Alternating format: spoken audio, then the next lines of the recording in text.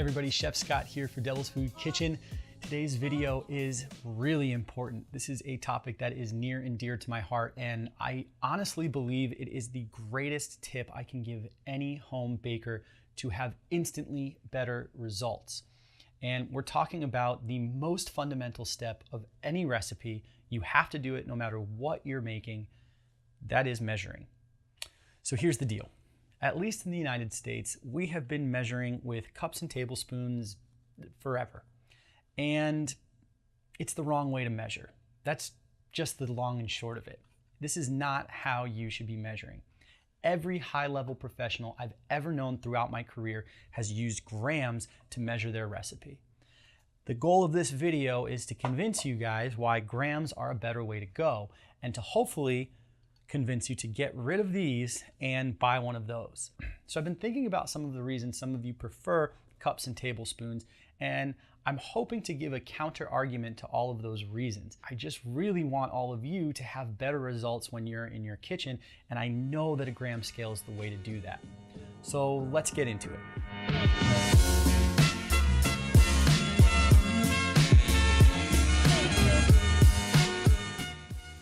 So point number one, and this should be the most important point and maybe the only point, cups and tablespoons are meant to measure volume, or how much space something takes up.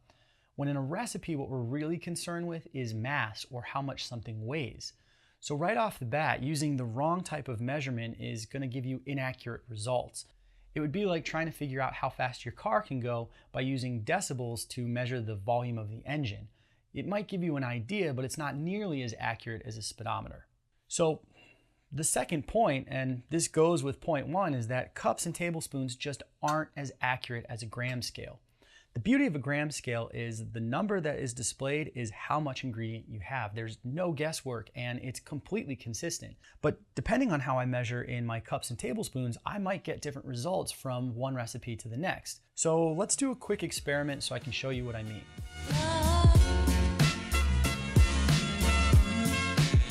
All right, we're ready to get started.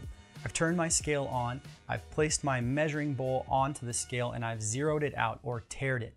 All that means is once I put the bowl on the scale, it picked up the weight of the bowl and started to display that, and I told the scale to disregard that weight.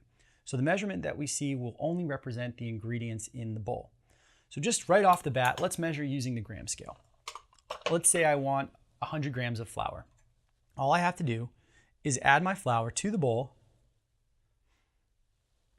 until it reads 100 grams. Now here I've gone a little over. I've got 102 grams. No problem. I can just take some back until we have it just right. Let's go ahead and do it with a measuring cup. We're back at 0 here. I'll take my measuring cup. I will strike this off. And again, the weight in the measuring cup doesn't really matter. It's about the consistency. So here I have 76 grams of flour. Let's try it again. We're back at 0.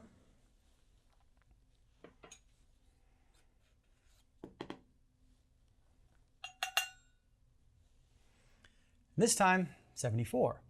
Okay, not too bad of a difference. Let's give it one more try.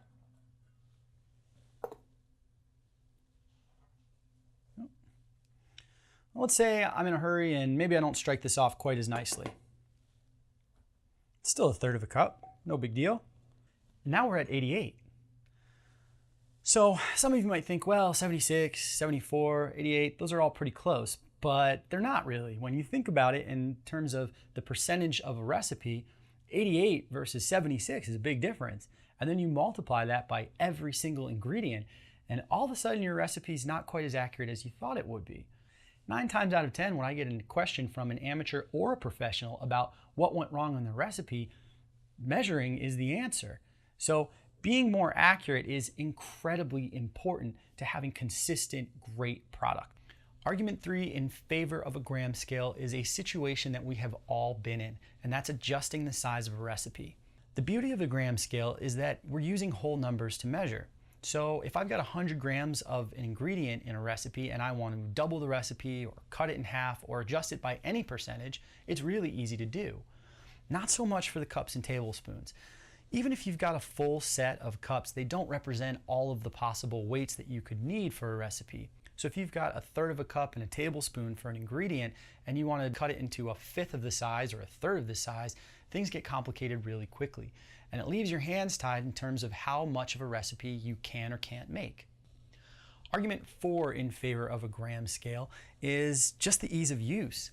Now, I don't have a full set of cups and tablespoons here, but already this is more equipment to keep track of and clean and deal with than just a single scale. Remember that experiment that we had?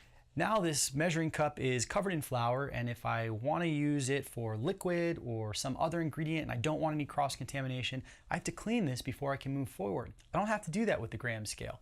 Whatever my measuring bowl is on the scale is what I'm putting my ingredients into, and most of the time that bowl is what I'm going to then work the recipe in. So it's less mess, less clutter, a lot easier to keep track of. Now, some people might think that a scale is more expensive than cups and tablespoons, and argument 5 in favor of a gram scale is its affordability. This is the exact scale that I use. I have used this at home and in my professional kitchens my entire career, and it costs about 20 bucks. And since this is 2019, I can get this tomorrow delivered to my door if I want. Now, yeah, you could get cups and tablespoons for cheaper than that. They sell lots of plastic ones for 8 to 10 bucks.